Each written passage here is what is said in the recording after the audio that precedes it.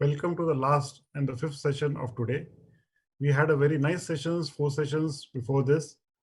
This session is on valvular heart disease and it is moderated by Dr. Rajesh Arya, the Secretary of IACTA, and he's from DMC Heart Institute, Ludhiana. Over to Rajesh.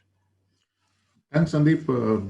After mind-blowing sessions before, I'm sure this session will be very interesting. And to take part with me in this session, we have got four chairpersons. Dr. P.S.N. Raju is from Apollo Hospital, Chennai.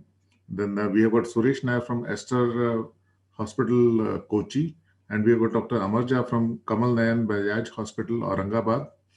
And we have got one of our, now we treat him like as an Indian only, Dr. George Ender from Heart Center, Leipzig, Germany. And I would request Dr. P.S.N. Raju to introduce the first speaker, please. Good evening. The first topic is interesting topic of dilemma of ischemic mitral valve, repair, replace, or wait and watch, by Dr. Manisha Mishra. She is the Senior Director of Cardiac Anesthesia and Critical Care at Medanta Medicity, Gurgaon. And she has many publications and she's active in academics and very well known as a TE person. Over to Dr. Manisha. Now I request Dr. Suresh Nair to introduce the second speaker, please.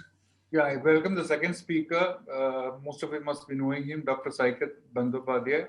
He's a chief cardiac anesthetist at Fortis Hospital in Kolkata. And the topic he's going to talk about is the perioperative assessment of myocardial deformation.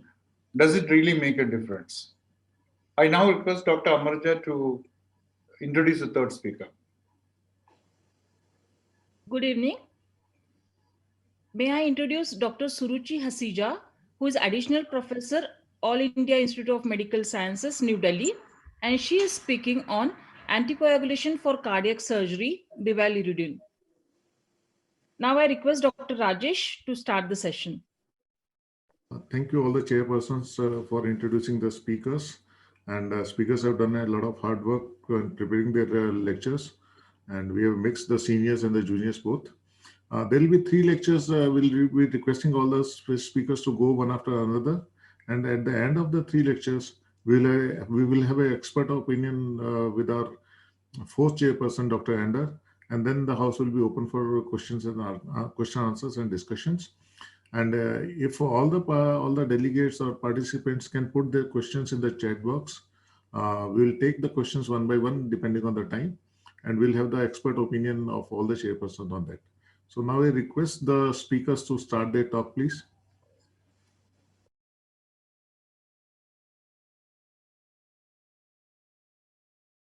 Good evening, everybody.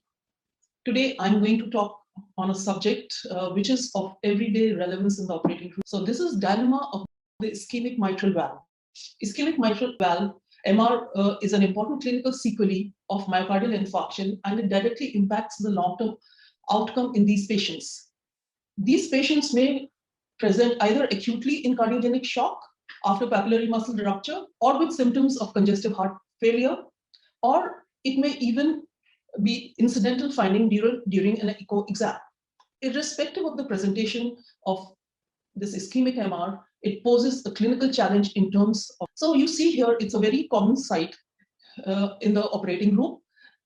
And although the decision-making is straightforward in cases with mild and severe MR, but whether to intervene or not on a moderate MR during CABG is the biggest dilemma. The decision to intervene becomes even more challenging in the operating room, as general anesthesia downgrades the MR, and you see it just disappears. It's like it just vanishes in the operating room.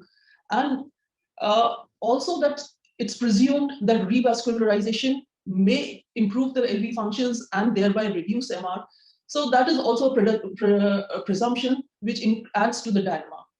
This reduction in MR is reflected by all the parameters. You can see there's reduction in the jet area, there's reduction in the size of the vena contracta, and all other parameters. So as we know that general anesthesia affects the loading conditions, and and all the anesthetic drugs which are being used, they all downgrade the MR intraoperatively. So what do? We go by the dictum that pre-op assessment of MR under resting awake state hemodynamic condition remains the cornerstone of MR severity estimation. And accurate quantification of MR has both therapeutic and prognostic implications. We follow the AAC guidelines. Now, what is the percentage of prevalence? Ischemic MR commonly after MI is estimated to be present in 20 to 50% of patients. And in one study, it demonstrated that despite surgical revascularization, hemodynamically significant MR persisted in 40% of patients still. So what is the impact on overall survival? So here's a study that on 303 patients with previous Q-wave MI confirmed by ECG and with an MI of longer than 16-day duration. And here, what they do is they divide it into two groups, MI without MR and MI with MR. And you can see the survival at 5 years is 60% in patients without MR and 38% in patients with MR. Importantly, this association is independent of LV systolic function. And you can see there is a graded positive association with the severity of MR as it is seen in this slide, depending on the effective regurgitate orifice area in the three groups. And you can see that even the presence of moderate MR is associated with twofold increase in death at 5 years. Hence, presence of MR has prognostic implications. It's recommended that investigation of MR must be part of routine risk stratification and management planning in all patients planned for surgery post-MI. Now, these are the diagnostic criteria for ischemic MR. Any MR greater than 16 days after MI involving more than one wall motion segment and with a morphologically normal mitral valve. It can be of sudden onset or it can be a complication of CAD, and either it can be end-stage ischemic cardiomyopathy. So according to the functional classification for Karakalpentier, the ischemic MR falls in type 2B, where there is leaflet restriction during systole. And the leaflets are, the mitral valve is intrinsically normal, but the MR is due to distortion of mitral valve apparatus due to LV and LV remodeling. Hence, secondary MR is disease of the LV. And it is important to distinguish between primary and secondary MR as therapeutic approaches and outcomes differ.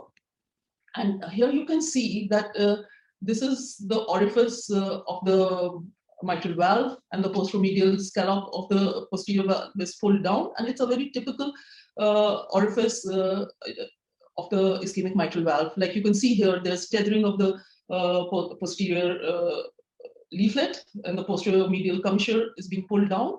And this is the picture, and you can see the leak MR arising from the posterior medial commissure. So the terms ischemic MR and functional MR are often used interchangeably, although they refer to two distinct disease states. It is widespread that MR should be considered functional in severe LV dilatation and secondary to systolic dysfunction. Ischemic MR is associated with CAD, and valvular subvalvular apparatus remains structurally intact, and functional distortion of valvular geometry leads to incompetence of the valve. So this is a beautiful graphic. Here you can see that at all times there are two forces which are acting on the mitral valve, the closing and the tethering forces. When the patient sustains a transmural MI, you can see there is an infarct and the LV dilates, the infarcted area thins out. It alters the geometry of the papillary muscles which are displaced laterally. There is a traction on the chordae and leaflets. So this coaptation point is apically displaced, which is a characteristic of ischemic MR, and you can see how it gives rise to a jet of MR. So now the pathophysiology of ischemic mitral valve, there's alteration of LV geometry, there is changes in the mitral annulus and dysynchrony of mechanical coordinates of systole. The disorderly contraction of LV in the vicinity of papillary muscle increases tethering forces and dysynchrony between the atria and the ventricular systole, generating a diastolic MR, which is very important. Now, this depicts the ischemic changes, post-ischemic changes in the cardiac anatomy. You can see the site of LV remodeling, and it is important that the site of infarction is more important than the extent. And then you can see the high prevalence of ischemic MR when there is an inferior wall MI. This is a two-chamber view, mid-esophageal. You can see the basal inferior wall is aneurysmal, and there's tethering of posterior mitral leaflet. And this is the most common because posterior papillary muscles receive a solitary blood supply and they have less collaterals. Another view, explained view of transgastric mid-papillary, you can see the thinned out and hypokinetic inferior wall. Now, the changes that take place in the mitral annulus are from a saddle shape, it becomes more planar and dilates. It dilates as the annulus enlarges. The interscallop areas, the slits, they also open up and add to the additional sites of mitral regurgitation. The measurable annular dilatations are the anterior posterior and the mid-commissural, and the annular height can be a surrogate marker of the non-planarity of the mitral annulus. This is the explained view in which we measure normally the transcommissural and the anteroposterior diameters. And then, because of the dynamic nature of ischemic MR, these indices of LV remodeling are being used as markers of risk stratification and prognosis.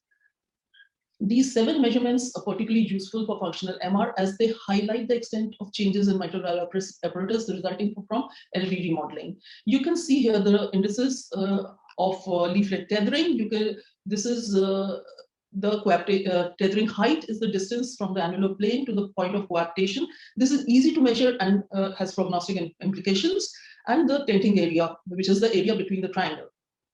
Some other dimensions of importance are the LV dimensions and the LV wall thickness. And here we also like to measure the distance between the papillary muscles as they are laterally displaced, and at times surgeon wants to repositioning of the papillary muscles is part of taking care of the remodeled LV and to bring it back to shape. Sphericity index is, as you can see, it is the LV end diastolic volume over the volume of the sphere with diameter d. The higher the LV, the sphericity index, the more globular the heart. It is an index of LV remodeling. Now, the tethering can be either symmetrical or it can be asymmetrical depending on how the tethering forces are acting on both the leaflets. If they are symmetrical, meaning the point of coaptation is apically displaced along the vertical axis, and it gives rise to an MR which is central. And if, like here, you can see there's a central jet of MR. But if the posteromedial papillary muscle is involved, and you can see the posterior leaflet being pulled down, the tethering is asymmetrical, giving rise to an eccentric jet of MR, like you can see here. There's an eccentric jet of MR.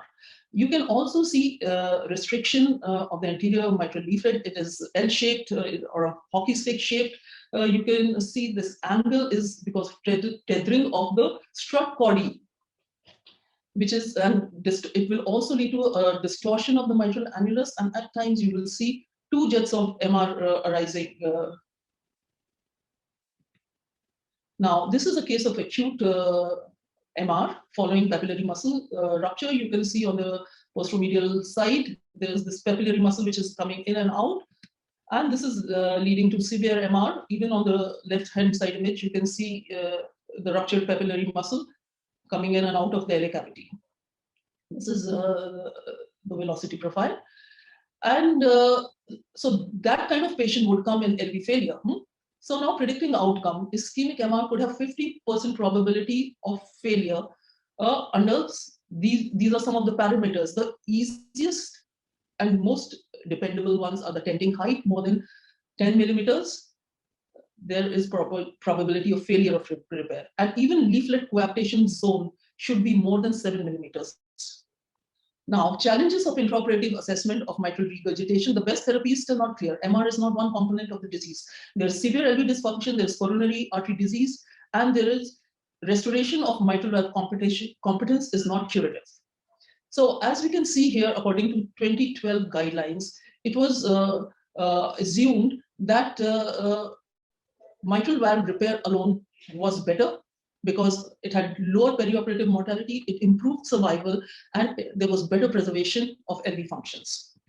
But at that time, there were no randomized trials. It was just data. And even optimal criteria of defining secondary MR were controversial. Primary MR had these parameters: greater effective regurgitation orifice greater than 40, and in secondary it was greater than 20.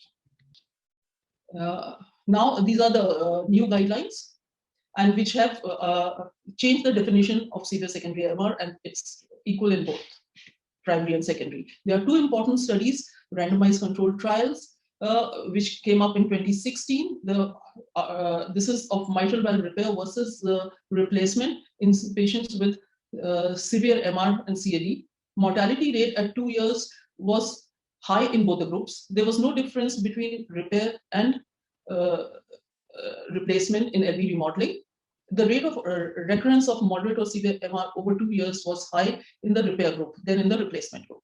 So the lack of apparent benefit of mitral valve repair over replacement in secondary MR was seen, and so replacement provided a more durable correction of MR. Another study was on moderate ischemic MR, and here the patients were randomized into CABG alone or CABG with mitral repair. And the mortality in the two groups was similar almost, but there was a higher rate of moderately severe residual MR in CABG alone group. And the LV remodeling was similar in both the groups. So the patients with moderate MR undergoing CABG, the addition of mitral repair did not lead to significant difference in LV reverse remodeling or survival at 2 years. Thus, only weak evidence to support mitral repair for moderate MR at the time of other cardiac surgery is currently available. So this was also incorporated in the final guidelines, and so these are the recommendations. Now, what are the therapeutic targets in ischemic MR? Coronary revascularization, mitral annuloplasty, and so percutaneous annuloplasty devices are here, which have been, they make use of the anatomical relationship of the coronary sinus to the posterior mitral leaflet, and they push the posterior annulus towards the septum by tightening it and thereby reducing MR. The most recent and useful device is the mitral clip. As you can see, we use the delivery system comes transseptally from RA into LA, and then it goes inside. You can see it. It's like an alveolar stitch. It grasps the P2, A2 segments and applies this clip. The mitral orifice becomes a double outlet as in alveolar stitch, and it is recommended for patients who are high risk, like this is 65-year-old with CKD. Heart transplant or LVAD are the only options, or otherwise we could have gone for a mitral clip, and this is how it is. You can see the deployment images, and this is how much MR is after the mitral clip is in position, and you can see this double orifice mitral valve. And then we have the coapsis device, which treats both the annular dilatation, papillary muscle displacement. It improves the shape of the left ventricle and reduces MR. Ischemic MR is a complex disorder with where echocardiography remains invaluable. The presence of ischemic MR has prognostic implications. Is recommended that investigation of ischemic MR must be part of routine risk stratification. And furthermore, the high risk associated with ischemic MR suggests that such patients should be managed actively, and that all therapeutic options of medical and surgical treatment should be considered properly. Thank you.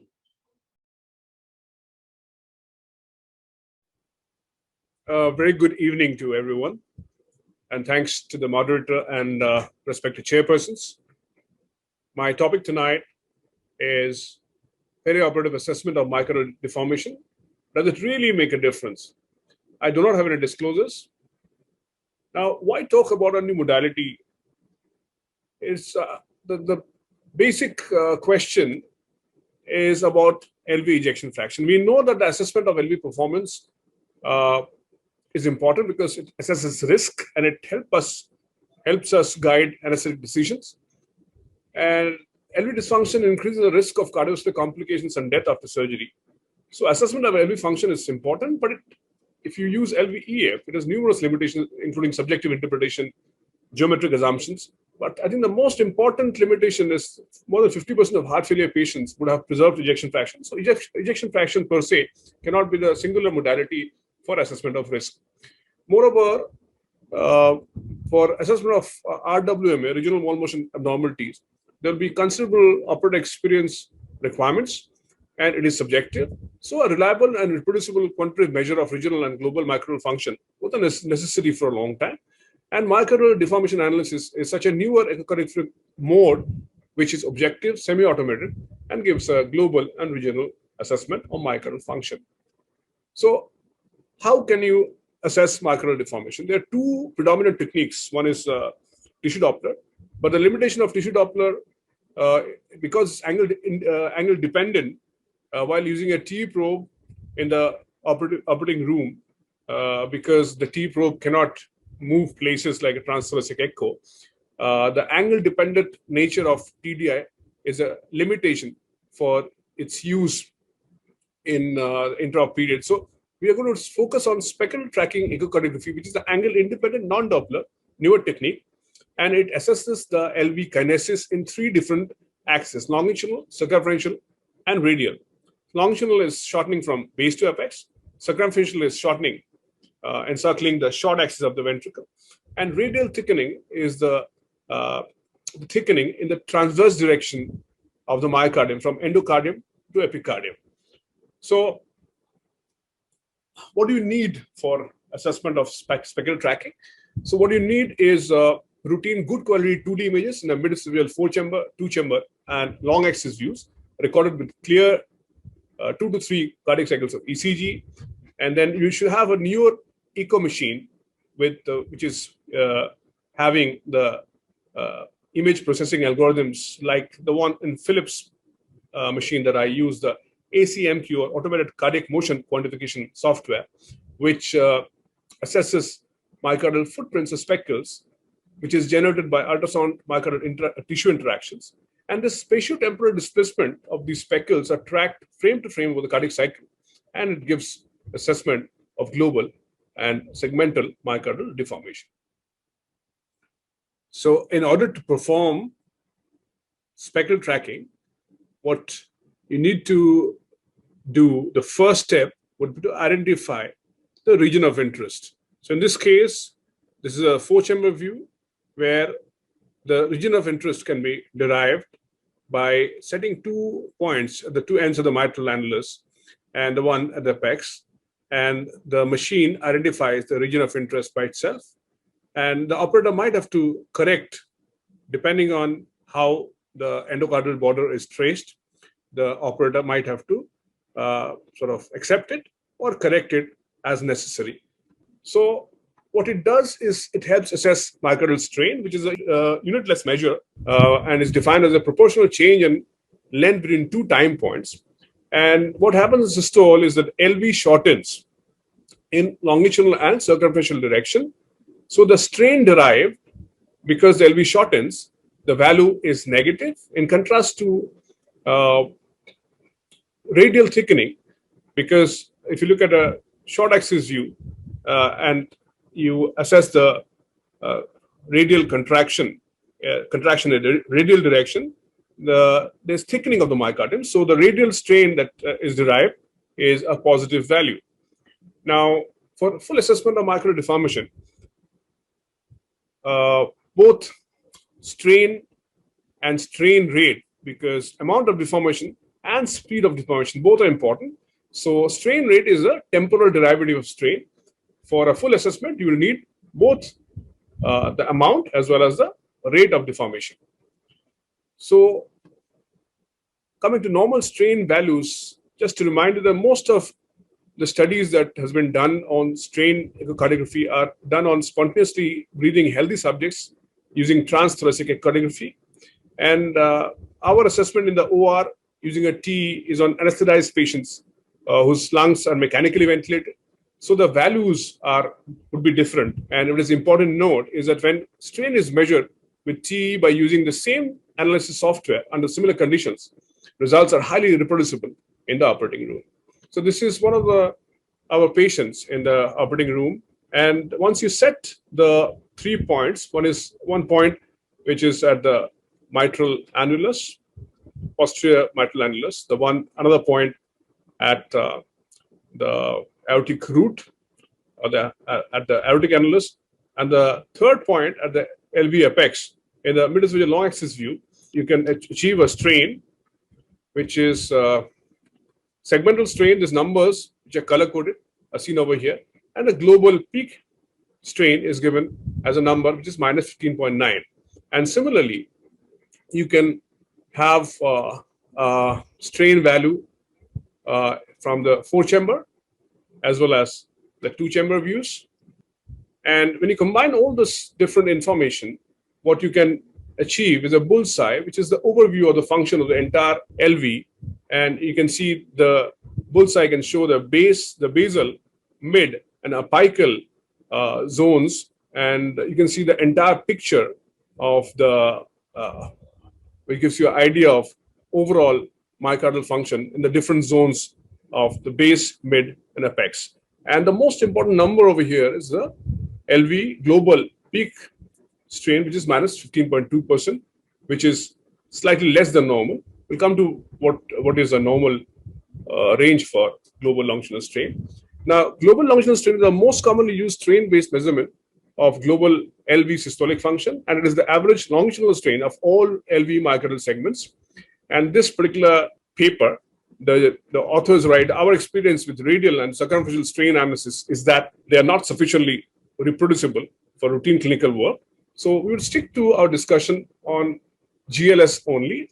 ASA suggests that the global longitudinal strain of minus 20 is likely normal. So limitations of spectral tracking. So the predominant requirement for spectral tracking is the quality of the 2D image that you save. So the ability to track the spectral pattern and the accuracy of the endocardial border detection is something that you have to keep in mind, because if the quality is not good, both the spectral tracking and border detection will be wrong, and acoustic shadowing and reverberations are to be avoided. Lower frame rates can cause poor tracking, and the operator-dependent functions such as positioning of the region of interest and approval of the final tracking has to be, it depends on you. If you oversee and if it's correct, it's fine. If there's something erroneous, which I'm going to show, like in this image. So this is a software identified region of interest, but you can see it is way away from the endocardial border. So if you accept this, the results will be erroneous. So effective loading conditions, especially because we are talking about assessment of strain in the intraoperative period. So myocardial contractility, we know that changes with contractile state, preload and afterload. So global longitudinal strain would change with increasing afterload. In fact, if the afterload increases, the strain rate and strain rate is reduced. If there's increased preload, there will be increasing strain, and hypovolemia can reduce strain. And so how does strain make a difference in the perioperative period? So spectral tracking echocardiography-based analysis can differentiate between regional dysfunctions such as coronary artery occlusion and global myocardial dysfunctions such as ischemia, reperfusion, injury. Now, this is one of the images where a patient whose baseline was normal, and once the left anterior descending artery is occluded, the entire base, mid, till the apex of the LAD territory, which is anterior and anteroseptal walls, you see they have become pale, and there's hypokinesis over here. So one of our own cases, a patient was undergoing CABG with inferior hypokinesia. Both the EF and GLS improves post-grafting. The GLS improves from minus 10.7 to minus 16.7. And these are the images. You can see it's a fairly good LV. There's inferior wall hypokinesia on the 2D echo. And once you see the bullseye, you can see it was pale before, and there's increased redness indicating that the function is improved. Indeed, if you look at the peak longitudinal strain, it has improved from minus 10.7 to minus 14 over here, which is an improvement. In contrast, this is one of the patients we had, patient undergoing CABG. Post-grafting, the EF did not change. There was no detectable RWMA, which appeared on the T examination. But the global longitudinal strain deteriorated from minus 15 to minus 12. So on the 2D echo, you cannot differentiate post-grafting. It was almost normal. And if you look at the bullseye and the global longitudinal strain, see, it has gone down from minus 15 to minus 12%. And if you look at the overall color pattern, color coding, it is more pale in the basal and mid anterior anteroseptal walls area. So another case, a 40-year-old man with history of anteroseptal MI undergoing CABG. This man is from Bhutan. And if you look at the bullseye, it was a pale, mostly pale, showing hypokinetic myocardium with an ejection fraction of 33.7% to start with, and had an anteroseptal MI as indicated by the color coding over here. And post-grafting, the GLS improved from minus 10 to minus 12.7. But if you look at the regional function, there are a lot of subtle things, subtle changes that have happened, which is not seen on a 2D echo. Another case with a 72-year-old gentleman with good LV, no RWMA. The initial global longitudinal strain GLS was minus 20, which is normal, except for the fact there was a small area in the mid-inferior wall, which was hypokinetic. And post-grafting, there's a significant improvement, and the global peak longitudinal strain increased to minus 23 in 2 different locations. Fifth case, again a case of anteroseptal wall MI. The patient had no improvement in EF, and the RWMA persisted, but the GLS improved subtle. There was a subtle improvement from minus 8 to minus 11.5 as seen in these images. On the 2D echo, you can see the akinetic or grossly hypokinetic mid-anteroseptal wall. So clinical scenarios where strain might make a difference. So in septic patients with good ejection fraction, with low strain, these are the people, especially the strain, global longitudinal strain is more than minus 13%. It basically predicts in-hospital mortality. So again, another scenario where GLS might make a difference is aortic patients undergoing AVR, patients with aortic stenosis undergoing AVR. And if the longitudinal strain is more than minus 13%, there's increased risk of rehospitalization. And they say that in this particular paper, that every 1% worsening of GLS increases the risk of prolonged hospitalization by 22%.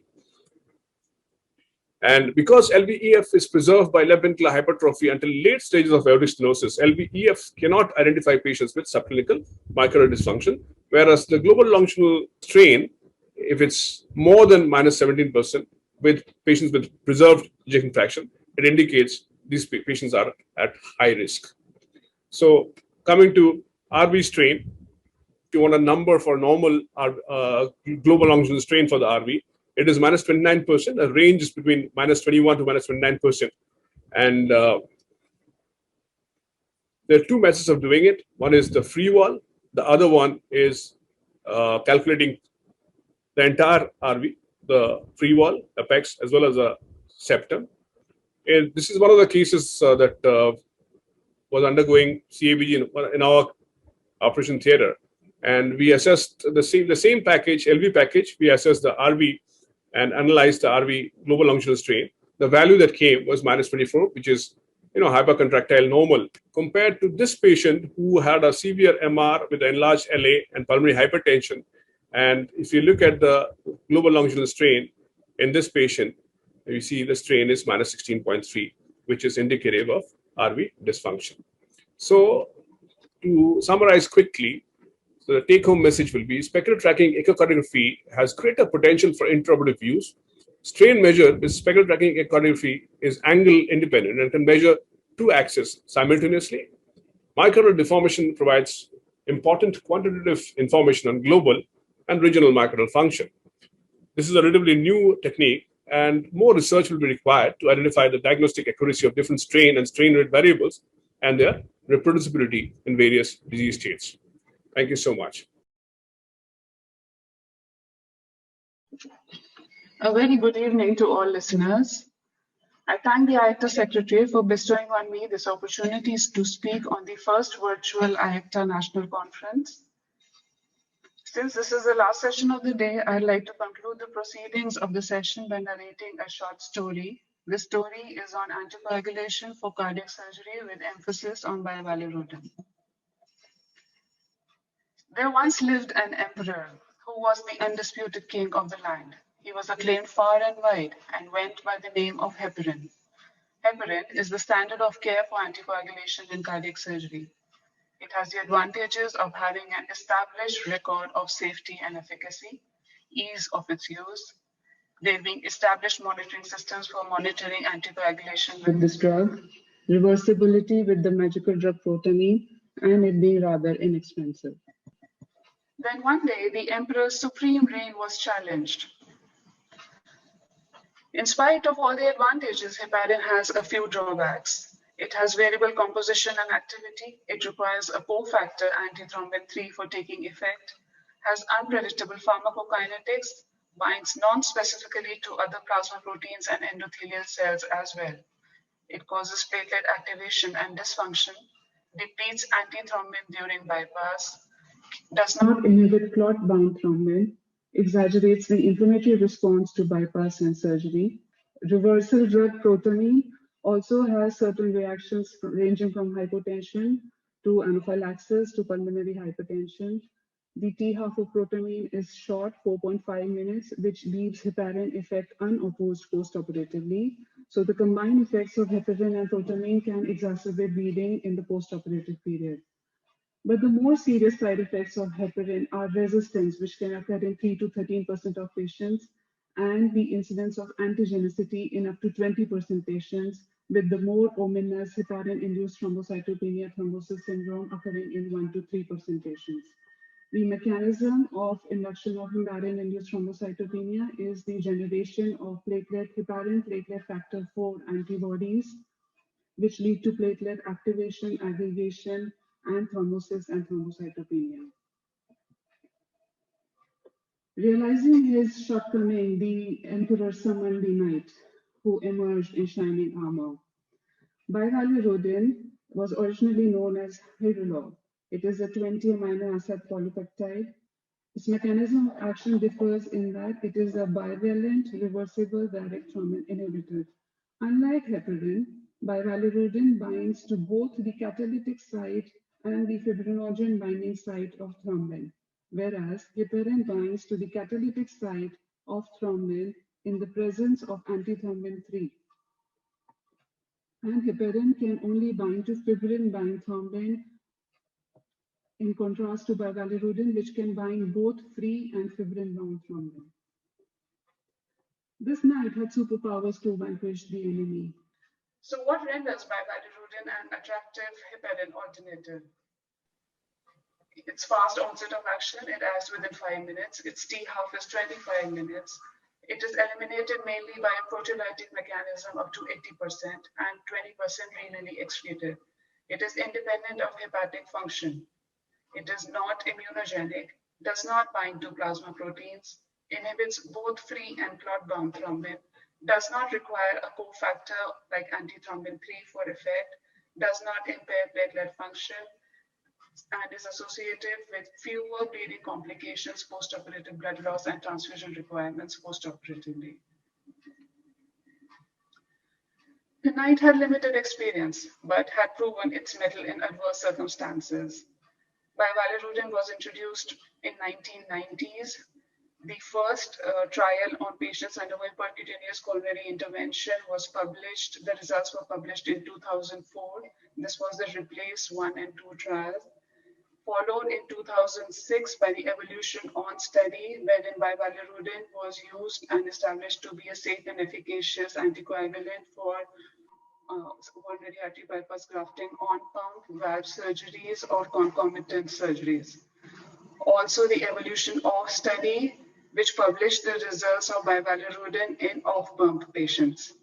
The next year, in 2007, the choose on and off trial results were published, wherein bivalirudin was proven to be efficacious, safe drug for CABG valve surgeries or concomitant surgeries in patients with HIT and off-pump surgery in patients with HIT. This was followed by its use in open heart surgeries, including heart transplantation in patients with heparin-induced thrombocytopenia. And more recently, it has also been used in patients on ECMO and undergoing LVAD implantation.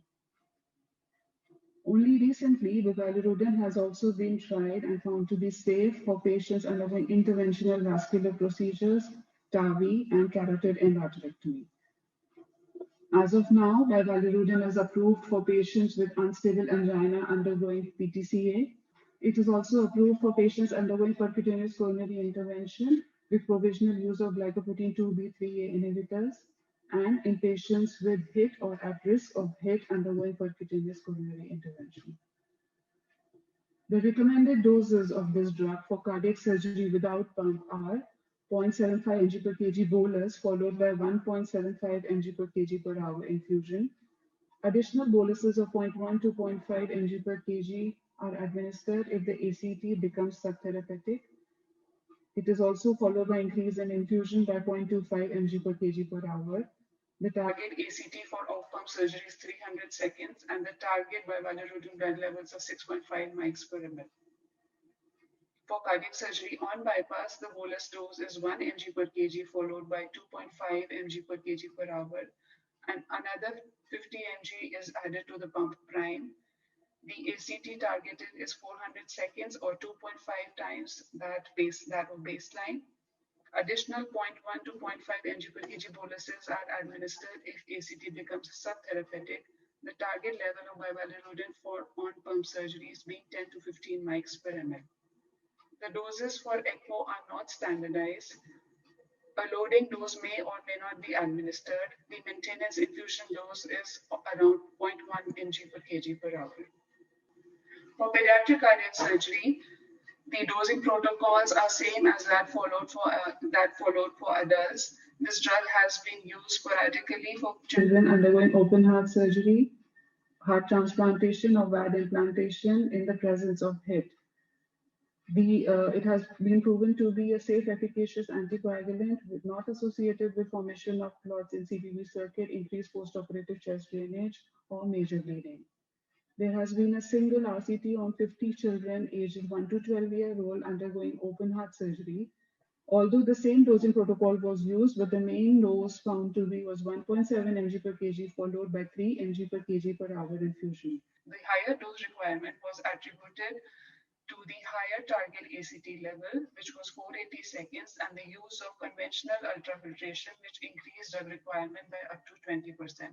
The reason was also attributed to physiological differences that exist in children in their coagulation systems, the larger volume of distribution, and the higher clearance rates. For ECMO, the dose of bivalirudin is different depending on whether it is the primary anticoagulant used or whether it is used for post-cardiotomy ECMO. If it is the primary anticoagulant used, no bolus is administered and the infusion is started at 0.5 mg per kg per hour. For post-cardiac surgery ECMO, the bolus dose is 0.03 to 0.4 mg per kg, followed by an infusion of 0.03 to 1.6 mg per kg per hour. The dose is titrated in increments of 10 to 25% to maintain target ACT between 160 to 180 seconds or APTT values between 50 to 80 seconds. This was also associated with better coagulation profile, less bleeding, and allogenic blood transfusion compared to heparin.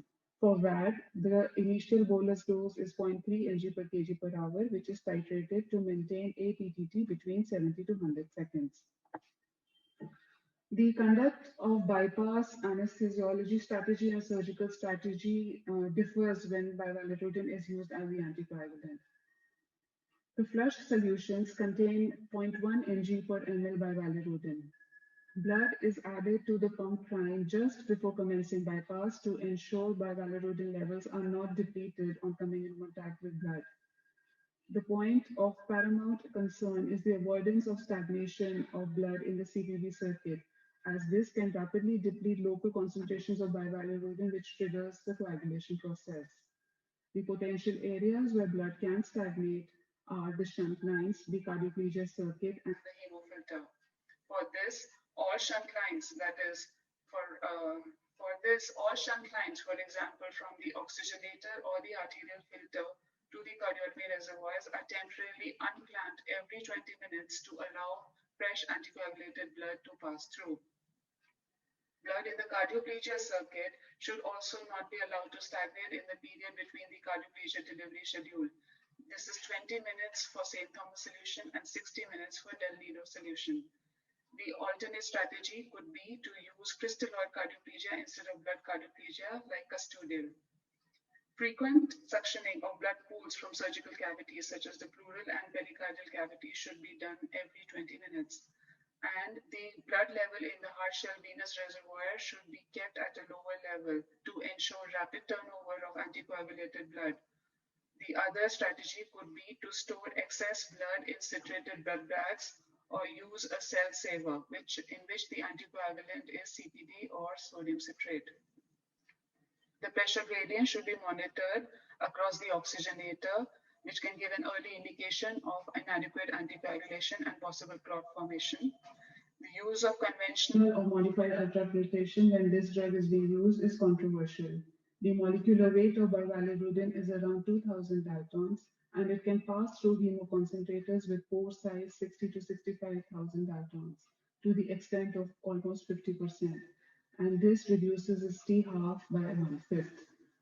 For the periods of bypass when hemofiltration is halted, the circuit is kept patent by simply clamping the hemofiltrate outlet port and allowing blood to flow through continuously through the hemofilter. After discontinuation of bypass and decannulation, the venous line is siphoned with normal saline.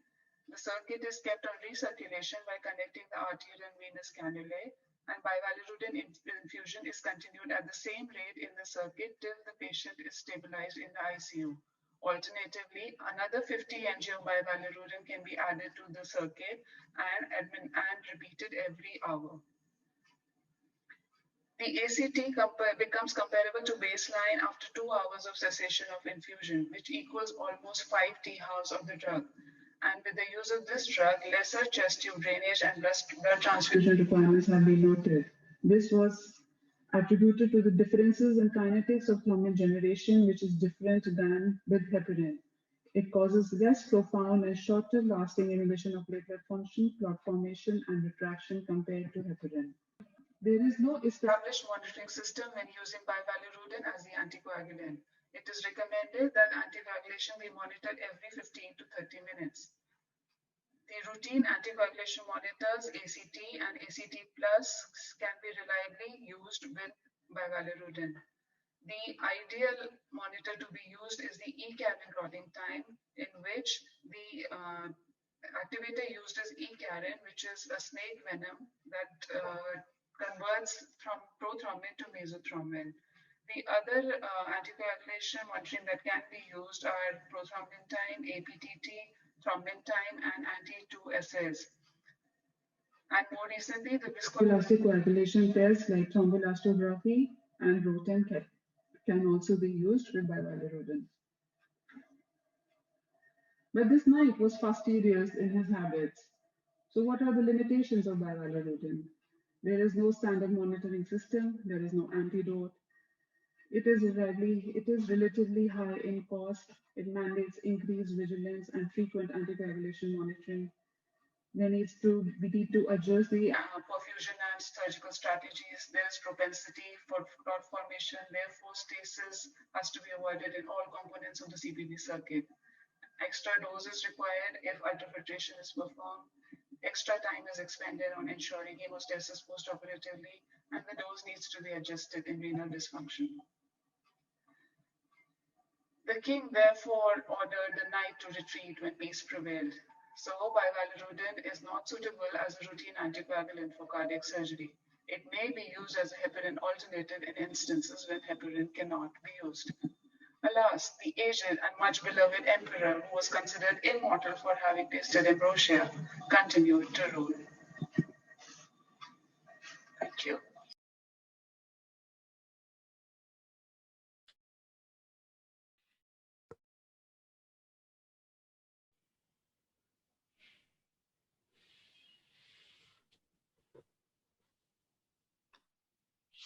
Looks like Rajesh. Thank you all the speakers. I'm Dr. Mutha here. I would request Dr. Ender to summarize the 3 topics. Yeah, so first of all, hello from my side, and I'm happy to join your fantastic organized session. And I want to congratulate all the speakers for their fantastic talks. So first, speaker Dr. Manish, who talked about the ischemic mitral regurgitation.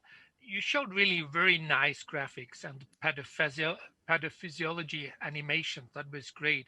You also told us that the mortality is still high in these patients, and that surgical repair is maybe not the best option in all of these patients. And you also remember or showed us the new techniques of percutaneous mitral clip.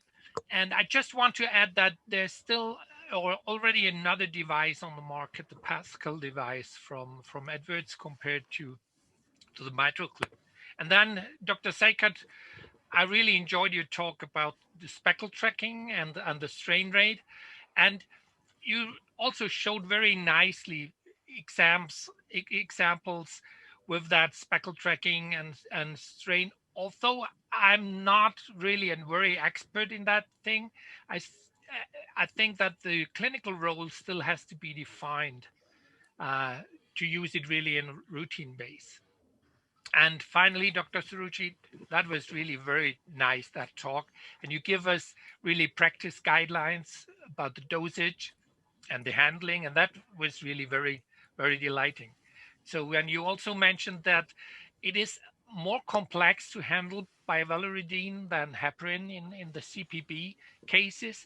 And therefore it's not used for routine, but it's a good, and in my eyes, the best alternative in instances where heparin cannot be used. So once again, thank you all the 3 speakers. I really enjoyed that. And with that, I want to request Dr. Rajesh Arya to start the Q&A session. Thank you, sir, for words of encouragement and your overall impression about the sessions. And thanks to all the 3 speakers. They have really done very good hard work to prepare the lecture. Now, we have certain questions from the audience and as well as from the chairpersons.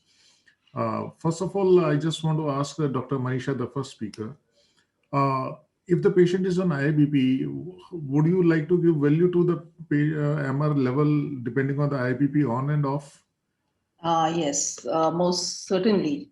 Most of these patients with poor LV functions who already have IABP, when we are evaluating them intraoperatively, then we put the IABP on standby mode for say 15 minutes, and then we try to do all these provocative maneuvers, bring up, we wait and give us a head down position, and the MR would in most cases reappear in those 10-15 minutes.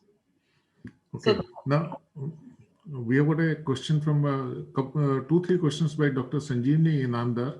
Yeah. She wants to first, if you can just remember the sequence, she asked whether do you give advice pre-op stress echo to detect the severity of dynamic MR? Second, she wants to know how diastolic MR affects the management, and can annular dilatation be sole cause of mitral regurgitation? Yes, of ischemic mitral regurgitation, the main reason is annular dilatation, but along with that, there is tethering of the mitral leaflets. That is the reason. And the second part is if we recommend the use of stress echo. Yeah. No, so we don't. Okay. So you suggest that stress echo every patient going for stress echo should be not be a routine practice. No, it's never recommended. Dr. Endo wants to ask you a couple of questions. So if we can ask you directly. Yeah. Okay, so you have experience with the transcatheter, with the mitral clip.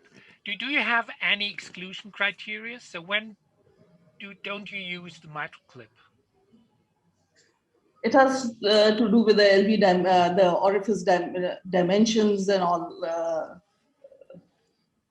Yeah. So I'm pretty sure you remember the publications from last year, the COAP trial and the French trial, where you have that proportionate or disproportionate MR. What is your impression about that discussion? Well, I haven't really gone through that, but the most recent trial, the Everest 2 trial, is what I know about the results of the Everest 2 trial. But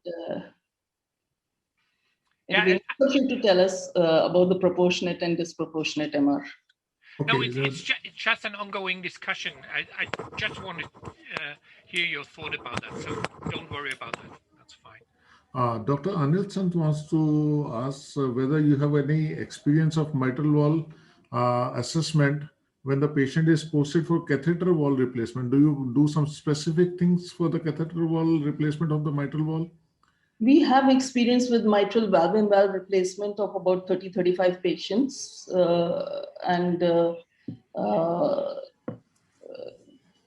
That's what is the exact question? What assessment? Because the patient is posted by the cardiologist. He's already in the Zigo lab when we are there. No, basically he wants to know when you do a routine assessment of mitral wall for intervention, and if suppose the same patient is posted for catheter implantation, catheter-based replacement of the wall replacement or repair, so do you go for some specific criteria or specific assessment of coaptation depth, length, and all those things? In a valve-in-valve, already the patient has a bioprosthetic valve in position which is degenerated, and that's why we are putting a transcatheter mitral valve. So it's a valve-in-valve procedure. We are not doing primary mitral valve transcatheter replacements.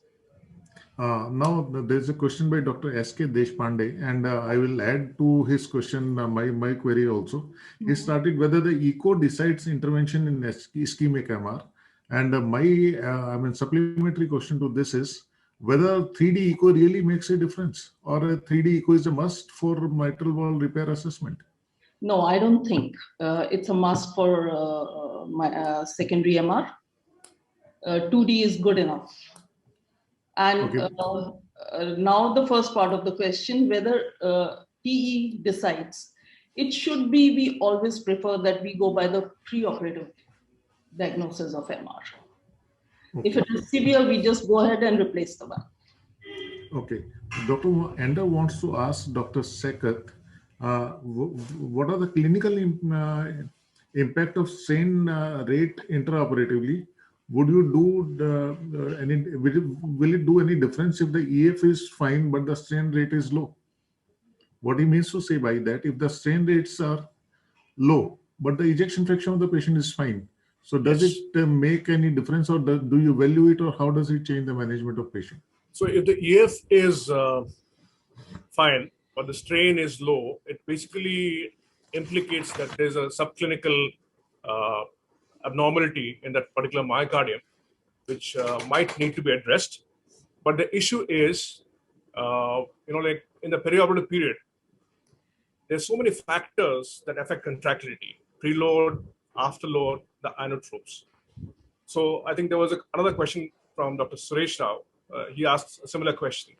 So of course, if your inotropes, what we assessed before, like post-induction, was less, and when you come off bypass, if your inotropes are significantly different, and the volume status and so on, so the values might be different.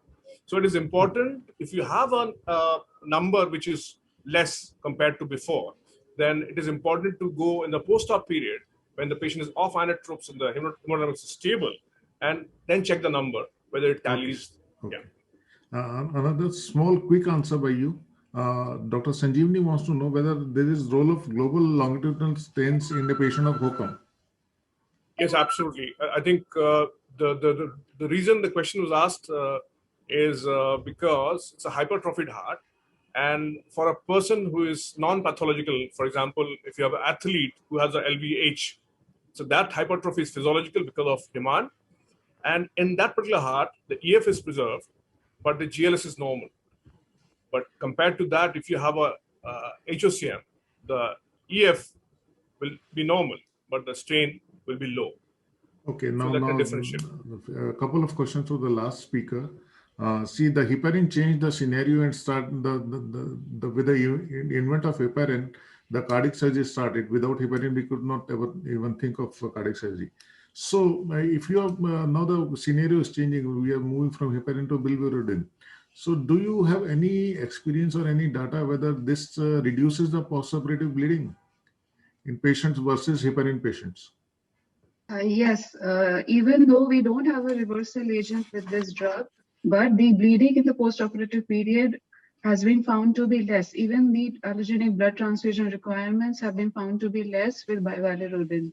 The mechanism lies in the difference in the kinetics of thrombin generation, and also in bivalirudin inhibits platelet function to a lesser degree than heparin.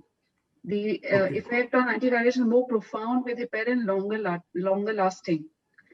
Okay. So surprisingly, the blood loss is less with this drug. Dr. Von Ender little bit doesn't agree with the doses of biliverdin which you have suggested. Can you frame your question, sir? No. Well, what I thought, or what is our experience, what I just want to say is that if you use bivalirudin, the transfusion requirements are higher compared to heparin.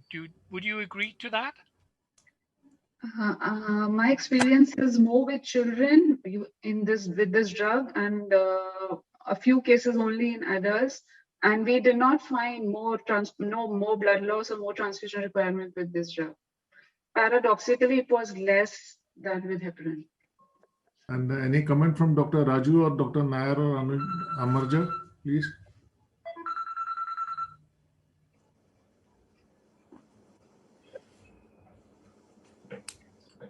Dr. Raju, you want to say something? Or you just want to compliment all the speakers? Yeah. And Amarja and Suresh, Dr. I just want to ask Saikat one question. We were talking about global strain. Now, what is the normal value for a strain rate, and how do you measure that? Because you have to have the same all segments contract at the same time. Right. So, is there a normal value for that? So the normal strain rate value for healthy adults is around 1.55. But I have been using this technology for the last 2 to 3 months. My experience is not vast; I would say just minimal. And my work mostly was with strain. And of late, I found the strain rate in the Philips machine. Like asking the technologist that was possible. Initially, he said that it was not. So basically, my work does not involve strain rate. Also, it is very important. Although it is very important that both strain and strain rate should be measured. And I think there's some audio issue with the Saikat. Amarja, you want to say something, or shall we conclude it? Sir, I would like to answer this question: how to know heparin resistance, and is bivalirudin cost effective? Yes, heparin resistance. If this is a long answer, we can take it personally. I just have a few words to say about it. Okay. The heparin resistance, if the dosage of heparin has to be repeated to achieve the targeted ACT, and repeatedly heparin has to be given to achieve that ACT, we can name it as heparin resistance. Or if the patient has previous history of cardiac surgery in which the heparin has not acted, then also heparin resistance can be thought of. Also, in such cases, then bivalirudin has to be said as cost effective, because then we don't have any other option because the patient has heparin resistance. So yes, then Vivalodin can be cost effective. Okay. So I think I thank all the speakers, chairpersons, and the young little girl sitting with Dr. Ander. Welcome from India. That's my granddaughter. Yes, the third generation of doctors coming up, I suppose. Yes, I hope so. Yeah, and I thank my colleague, co-brother, sort of Sandeep, and all the speakers throughout that they have done excellent job. We have stick to the time. 9 minutes late than the schedule is acceptable, I think so. And one thing I want to tell all the delegates who are present and listening to this, the IACTA GBM is scheduled tomorrow at 2 o'clock. All of you have been given the link of a bit.ly link to fill the form, and after filling the form, you will be receiving an email on your registered email in the form, or whatever the email we have in the IACTA office. So please check your email tomorrow morning after 8 a.m. The email will have the link to enter the GBM Zoom meeting. The link will be active at 1:30 tomorrow, and the GBM will start at 2 o'clock. So we'll be running this caption tomorrow also, but tomorrow 8 o'clock onwards, please check your email, and you will find a mail from our side with a link to enter the GBM. And the protocols of the GBM have been decided. And Sandeep wants to add something? Up till now, 230 people have registered for the GBM. This is probably the highest registration of the GBM ever. And if I give you the statistics of today's meeting, I've been told that number of people joining at a time, there were some 850 or odd number people online with us. And if I can find that message, 800 in my opinion. 2,800 people have joined our session today on this IACTACON 21, and at a time some 850 when last checked it was online. So having more than 2,500 people joining us for this, yes, I got it. 2693 is the number of viewers who joined us, and number of logins 782. So this is the statistics, and in a short span, we are thankful because of the faculty, the speakers, and the Medinet company, which has really worked very hard. And with that positive note, let us see you each and everyone tomorrow morning again. We'll be starting at 8:45. The sessions will start at 9 o'clock. And we've got a panel discussion coming at 1 o'clock tomorrow. And we'll try to follow the same timeline and the strict time schedule tomorrow. And again, thanks to all the speakers and all the chairpersons who from the overseas were joining at the odd hours. Thanks, Sandeep, and thanks to the Medinet. Thank you. Thank you also. Thank you so much. Bye-bye. Bye. Thank you. Good evening.